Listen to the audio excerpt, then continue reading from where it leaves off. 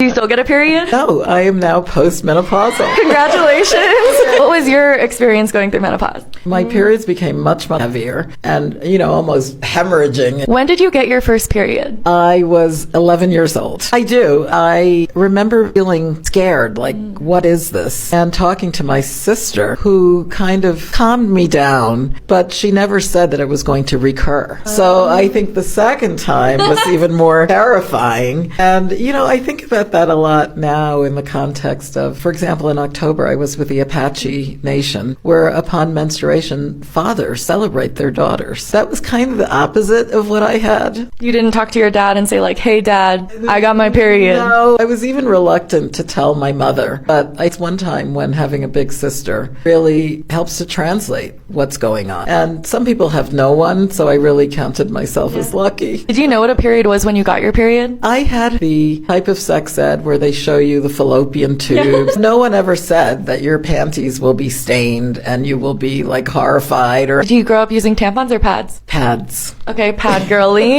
You're the executive director of the UNFPA. What does UNFPA stand for and what does it do? UNFPA is part of the United Nations. We're the Sexual and Reproductive Health Agency. We really work on three things. Contraception for all who want. Stop women dying during childbirth. Orange the world against gender-based violence. I love that you're living all the orange in your hair, what you're wearing, living the mission. I feel that too. I just started my period today and I was like, wow, this is very on brand. Obviously, I feel very strongly that periods are so intertwined with gender equality. And so curious to hear from you both with the UNFPA, but also your past work. I know you're a country representative for Tanzania. Tanzania has really led the way in a lot of ways in the menstrual movement. And so just curious if you could talk a little bit about how periods have showed up in the work that you do. Periods, normal and natural. The idea of taboo, of shame, or a normal biology process causes a lot of pain, and that also leads to some practical consequences, like girls missing school. So I think it's really important to allow everyone to have a voice vis-a-vis that this issue is linked to not just poor people, which it is, because poverty is one of the correlates, but it's linked to this idea of being unclean. And as a doctor myself, I think it's really important to stress when a girl begins to menstruate, this is a time for celebration, and also reminding her about her body right. Destigmatize issues of health in the body. The importance of information, actually something I really wanted to talk to you about. Do you know about House Bill 1061? Tell me more. So House Bill 1061 was a piece of legislation that went into effect July 1st of last year. The topic of periods and sex ed is banned from Florida public schools before grade 9. When we say comprehensive sexuality education, it's also the empowerment side. If you know your own body, your own systems,